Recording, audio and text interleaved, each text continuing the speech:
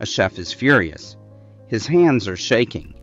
A customer, a wealthy, insufferable customer, has sent back his fried potatoes for the third time tonight. Too thick, too soft, not crispy enough. The chef picks up his knife, cuts the potatoes as thin as paper, drops them in the oil, and salts them so hard the salt practically leaves a dent. He is not cooking anymore. He is making a point. What came out of that pan in Saratoga Springs, New York, in 1853 was the potato chip. And the customer? He loved them. Here is something nobody tells you about human genius. Most of it was an accident. 5 foods sitting in your kitchen right now, foods you have eaten your entire life, exist because someone made a mistake, lost their temper, forgot something on the stove, or stumbled into the greatest discovery of their career while trying to do something else entirely. Before we go further, hit subscribe. What you are about to hear is not a cooking show, it is the hidden history of your plate. Number 1, potato chips, 1853. His name was George Crumb, and he was the head chef at Moon's Lake House, one of the most fashionable resort restaurants in upstate New York. On the night of August 24th, 1853, a guest at his table kept complaining about the French fried potatoes. Too thick, send them back. Crumb replaced them. Too soggy, send them back. Crumb replaced them again. Too soft. There are men who absorb an insult, and there are men who cook one back. George Crumb was the second kind. He sliced the potatoes so thin you could read through them. He fried them until they shattered. He buried them in salt. He sent them out expecting the customer to finally admit defeat.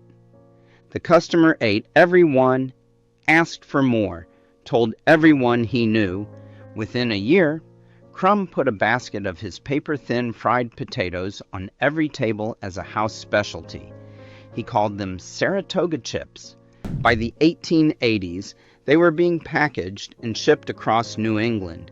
By 1929, a Cleveland housewife named Laura Scudder started packing them in wax paper bags to keep them fresh longer, and the snack aisle as we know it was born. Today, the global potato chip industry is worth more than $40 billion a year. It exists because one chef refused to lose an argument with a difficult customer. Here's the part nobody talks about. George Crumb never patented his invention. He opened his own restaurant in 1860, became moderately successful, and died in 1914 without seeing a dollar of the fortune his bad temper had created. Number 2, chocolate chip cookies, 1930s. The Toll House Inn sat on the old toll road between Boston and New Bedford, Massachusetts. Ruth Wakefield ran it with her husband Kenneth, and she was known across the region for her cooking. People did not stop at Toll House just because it was on the way. They stopped because of Ruth.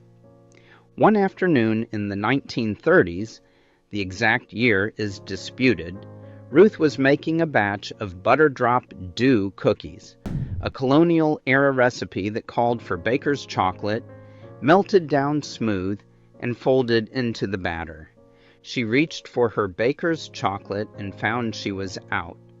What she had instead was a bar of Nestlé semi-sweet chocolate, a gift from Andrew Nestlé himself, which she broke into small pieces and stirred in, assuming the chocolate would melt into the dough the way baker's chocolate did. It did not melt. The pieces softened, but held their shape. Every bite had a little molten pocket of chocolate inside it. Ruth served them anyway. Her guests did not complain. They asked what they were. She called them Toll House Crunch Cookies. A Boston radio station got hold of the recipe. Nestlé chocolate bar sales in New England doubled practically overnight because people were buying them to break into pieces. Nestlé came to Ruth with a deal. the right to print her recipe on every wrapper in exchange for a lifetime supply of chocolate. Ruth agreed. It is almost certainly the worst deal ever made in the history of baking. Nestlé went on to sell hundreds of millions of bags of chocolate chips using her name and her recipe. Ruth Wakefield received chocolate, what she gave the world, the best-selling cookie in America. More than 7 billion chocolate chip cookies are eaten in the United States every year. More than half the cookies baked in American homes are chocolate chip. All of it traces back to one afternoon when a woman ran out of the ingredient she needed and used what she had instead. Number 3, Corn Flakes, 1894. The Battle Creek Sanitarium in Michigan was not a hospital exactly. It was something stranger, a health resort run by Dr. John Harvey Kellogg on strict Seventh-day Adventist principles. No meat, no alcohol, no coffee, no stimulants of any kind. Patients came from across the country to be cured of everything from nervous exhaustion to what Dr. Kellogg grimly called dangerous appetites. Kellogg believed deeply that plain, bland food was the foundation of moral health. He was searching for a digestible wheat substitute, something he could feed his patients that was light, simple, and stripped of anything that might excite the senses. In 1894, he and his brother Will left a batch of boiled wheat sitting out overnight. They forgot about it, buried under paperwork, patience, the endless administration of a large institution. When they came back, the wheat had gone stale. Most men would have thrown it out. Kellogg ran it through the rollers anyway, hoping to press it into the long flat sheets he normally made. Instead, each grain came out as its own separate flake. Dry, crisp, light. He toasted them. He tasted them. They were not exciting, which was precisely the point. Dr. Kellogg never wanted his cornflakes to be a commercial product. He wanted them for his patients. It was his brother Will who saw something else, a breakfast food that could be sold to every household in America. The brothers fought over it for years. Will eventually bought out John's share and founded the Battle Creek Toasted Corn Flake Company in 1906. Dr. Kellogg never forgave him. The two men did not speak for the rest of their lives. Will Kellogg died in 1951 worth $50 million. John Harvey Kellogg had wanted to cure appetites. His forgotten wheat launched the entire breakfast cereal industry. Number 4, Popsicles, 1905. On a winter evening in San Francisco in 1905, an 11-year-old boy named Frank Epperson mixed himself a fruit drink on the back porch. He stirred it with a wooden stick, the way you do when you are 11 and not paying close attention, and then something distracted him. A friend. A game. His mother calling from inside. He left the cup on the porch and forgot it. That night, the temperature dropped below freezing. In the morning, Frank found his drink frozen solid, the mixing stick standing straight up in the middle like a handle.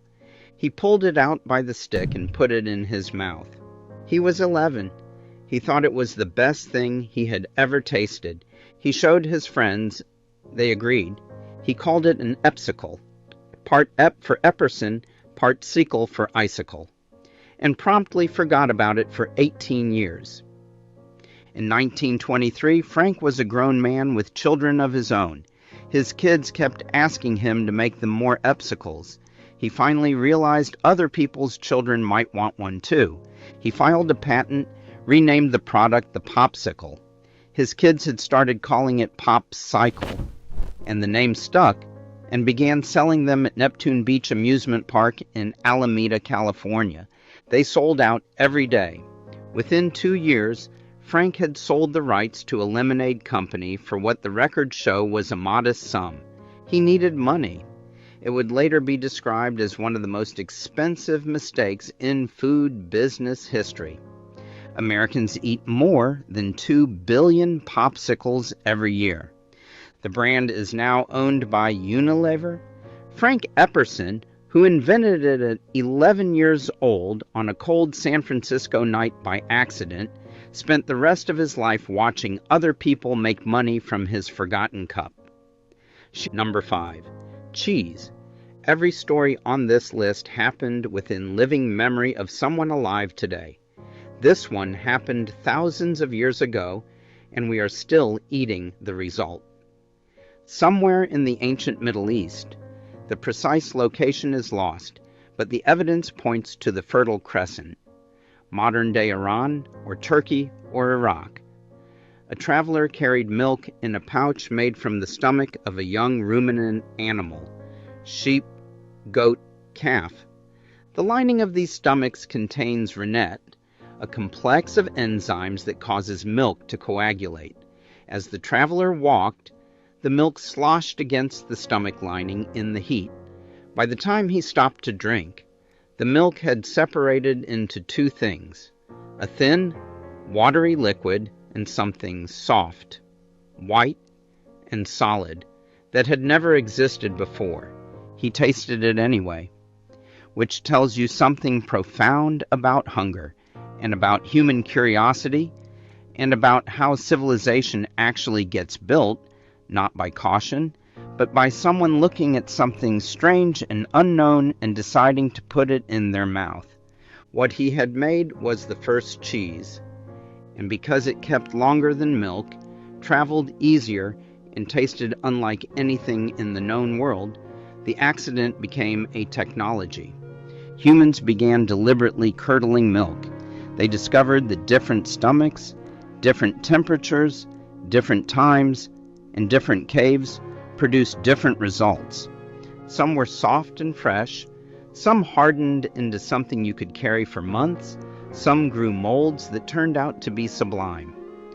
Today, there are more than 1,800 distinct varieties of cheese on Earth, an entire category of human agriculture, dairy farming, the domestication of sheep and goats and cattle on a global scale, traces its origins to one traveler, one skin pouch, one hot day, and one taste of something completely unknown.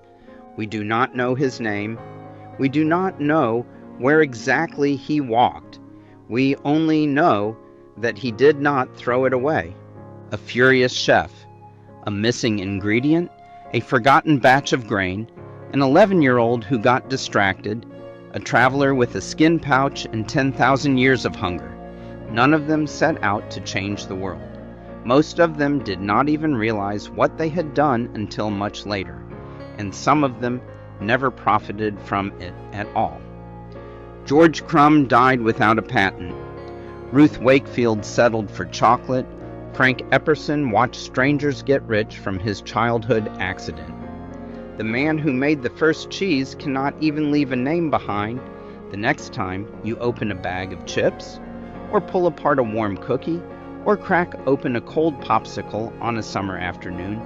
You are eating someone's worst day, someone's mistake, someone's moment of distraction, or desperation, or fury that turned against all odds into something the whole world wanted. Genius is not what we think it is. It is not the lightning bolt, the grand plan, the solitary inventor in a perfect laboratory. Most of the time, it is a bad day that someone refused to waste. Tell me in the comments, which one surprised you most? And if you have ever stumbled into something good by accident, I want to hear that too. Because if history has taught us anything, it is that some of the best things that ever happened were not supposed to happen at all.